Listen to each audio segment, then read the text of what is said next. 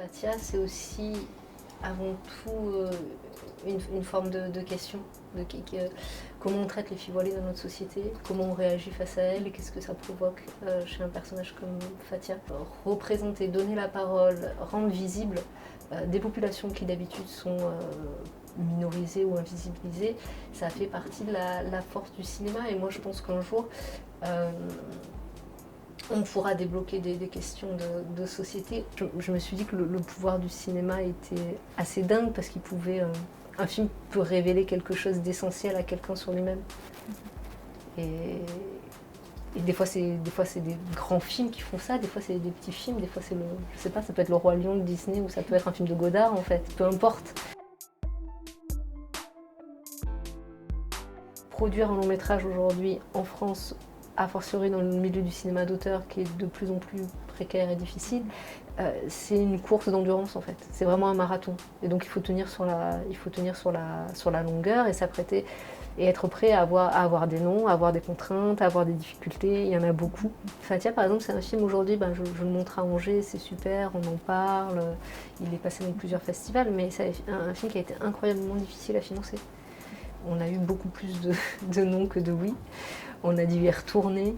J'ai réécrit le scénario plusieurs fois. Je crois que de tous les films que j'ai faits, ça a été vraiment le plus dur à produire. Dès que j'étais dans une commission, la question de cette jeune fille voilée, comment elle est représentée, créait des débats sans fin, qui pouvaient être des fois vraiment à l'endroit du scénario, des fois juste sur la question de la pertinence à représenter une jeune fille voilée. Pourquoi elle était voilée, comment elle était voilée, qu'est-ce que le film racontait, est-ce qu'il fallait faire ce film, comment il fallait faire ce film. C'est pas rationnel de faire un film, c'est pas sain en fait de faire un film. Passer autant de temps et autant d'énergie à faire un objet qui reste un court-métrage, qui est vu par même un film comme Fatia qui a circulé, qui est à la télé, etc. Il reste vu par un nombre limité de personnes en fait. Mais si corrélé à l'énergie que ça demande de le faire, c'est pas rationnel, il vaut mieux vendre des voitures en fait. On gagnera plus d'argent, mais ce sera moins rigolo.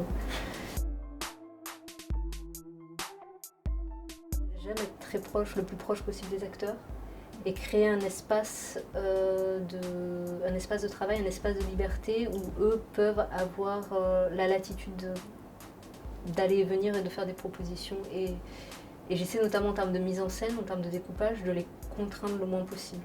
Quand Maya Zoufrouki vient me dire Youpla Boum, ça se dit pas, c'est nul, je lui dis ok, ton personnage il veut ça à ce moment-là dans la scène, il pense ça.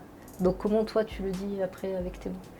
Et en général c'est là qu'elle trouve la scène, c'est parce qu'elle se connecte à un objectif en fait. Engueuler sa copine, chercher à savoir avec qui est Amir. En fait, elle est drivée par un objectif et pas par le fait de dire les lignes de dialogue ou de les réciter. Les acteurs étaient libres, mais où aussi ça pouvait déraper un petit peu. Ils pouvaient se mettre un petit peu différemment sans qu'au cadre ce soit un problème.